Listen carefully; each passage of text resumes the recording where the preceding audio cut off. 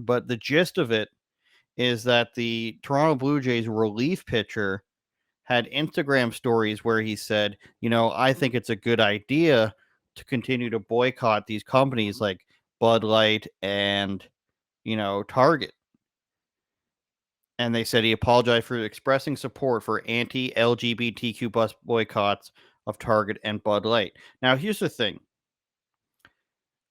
You ever read one of those articles where they say, this person said a slur or this person said something offensive, especially in sports? He said a homophobic slur or he said a racial slur. Now, sometimes it's completely justified to be like, hey, you can't do that.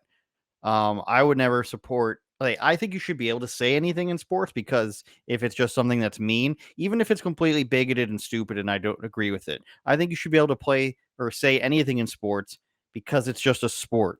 You're in all these places, you're hurting each other. UFC, football, uh, basketball, you can do a hard foul. Hockey, you can fight, but and then you can't say mean words. Now I know UFC's never going to do anything like that. Football probably not going to be reported unless they have to.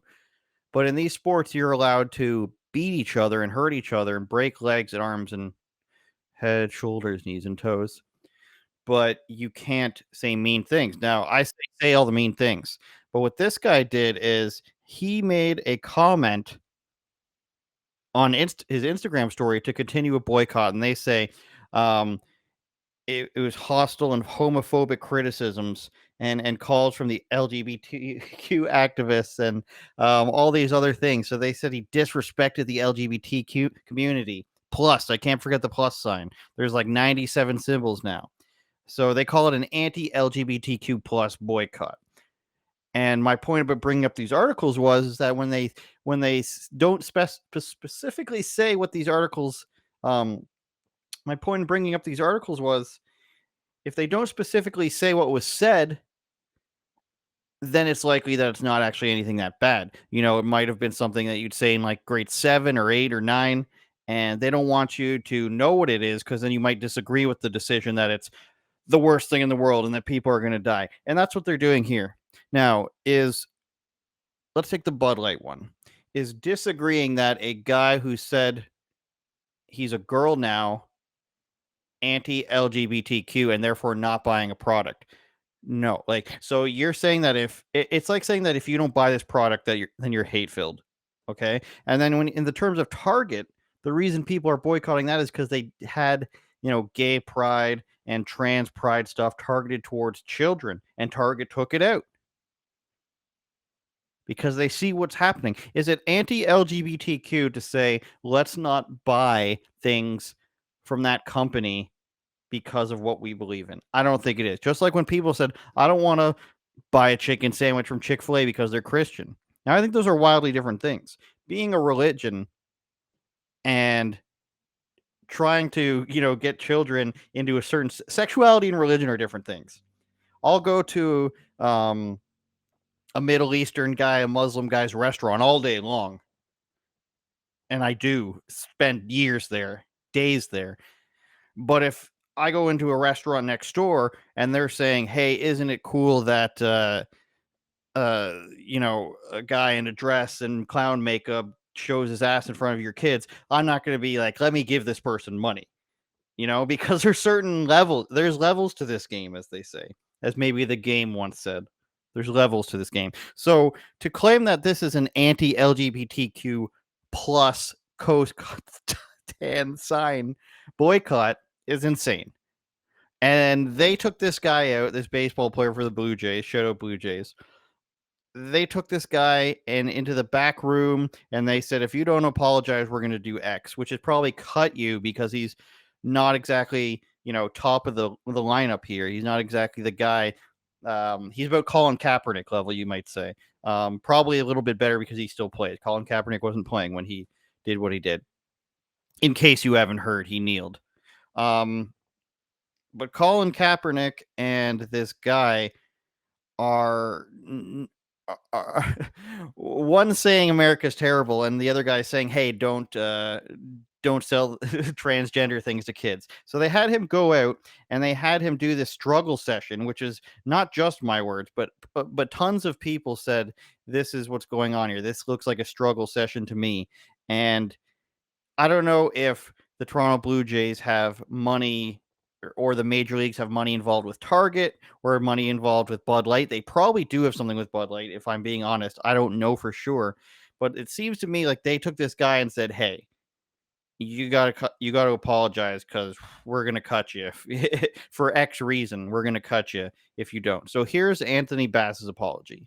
I recognized yesterday I made a post that was hurtful to the Pride community, which includes friends of mine and close family members of mine, and I am truly sorry for that. Um, I just spoke with my teammates and shared with them my actions yesterday. I apologized with them, and as of right now, I'm using the Blue Jays resources to better educate myself, to make better decisions moving forward. The ballpark is for everybody. We include all fans at the ballpark, and we want to welcome everybody. That's all I have to say. Thank you. So he said all that, and obviously it was like a gun was to his head, and obviously they took him and they said, we're gonna cut you for being mean, basically, or they said we're going to cut you because we have advertising responsibilities to these companies. We can't allow you to support a boycott about them when you play in this league. That's all. I mean, that's fairly explainable, but it didn't stop there. Oh no, of course it did not stop there. You have Katie Davis Court here pointing out that the general manager told reporters that his statement is just the first step. Okay, it's just the first step. It's going to it's not going to be a 15 or 30-second apology and say, "Okay, I did my part." And the quote is, "There's going to be continued work with the resources we do have to try to show that he's understanding that he made a mistake." So basically, you need a re-education camp, and you're in Canada, so you're going to the Pierre Elliott Trudeau re-education camp for bigoted persons. And this is what you get in Toronto. I don't know how familiar you guys are with the Toronto Blue Jays media. They're terrible. The hockey media, terrible. All the sports media in Toronto is terrible. Now, you can't have this guy come out and say he supports a boycott of a brand in Target's case that's promoting, um, let's say risque things to children. You're not allowed to say that you support that. You're not allowed to say I think it is good that you do not spend money here. If he went out and said, Ted Cruz is a zombie or Donald Trump is an alien or Marjorie Taylor Greene is on steroids, he'd get applauded by people. Maybe not on his team, but the liberal media would think he's amazing, and they do it on the right, of course. Anytime an athlete agrees with them, the difference is this guy would not have to go through a struggle session in a re-education camp if he said something that was left wing. I think that's really obvious to people. And if it wasn't the Toronto Blue Jays, if this was like the New York Yankees or the Boston Red Sox or the St. Louis Cardinals or the not in Canada, I think people would have a lot bigger problem with this than they do. And if he was a star player, they would have a lot bigger problem with it than they currently do. But it's absolutely insane. And the way they manipulate this is again by saying, he's saying all this anti LGBTQ plus minus divided by sign. They're saying he's saying all this stuff that's against them, right? And if they were actually saying what he was saying, then you wouldn't think it was that bad. And that's the problem with these topics like this. When you're so far, out in outer space with your opinions, that you think it's a good idea for children want to take hormones and get sex changes, then you have to sort of control the narrative. You can't just be letting people say exactly what it is. That's why they call it gender affirming care. You can't just be saying what the actual things are. You can't just be saying it's cutting breasts off, cutting genitals off. You can't just say that because you're not going to win that way. So they have to, the terms are obfuscate and omit. They just have to do all these things where it's like, I just watched a Jerry Springer clip and this guy's having a relationship with a person he met on a phone chat. And then what is he? He turned out to be a morbidly obese woman or a trans person. I don't remember which one it was. I didn't watch the whole thing, but that's what you're going in. You have to, when you have something to hide, you really have to hide the actual reality here, or else you're not going to get anywhere. So this is kind of, the article's way, the Major League Baseball way of saying, you can hear my voice, but you can't see my face, if you know what I mean. Oh. Turn it up, Jordan.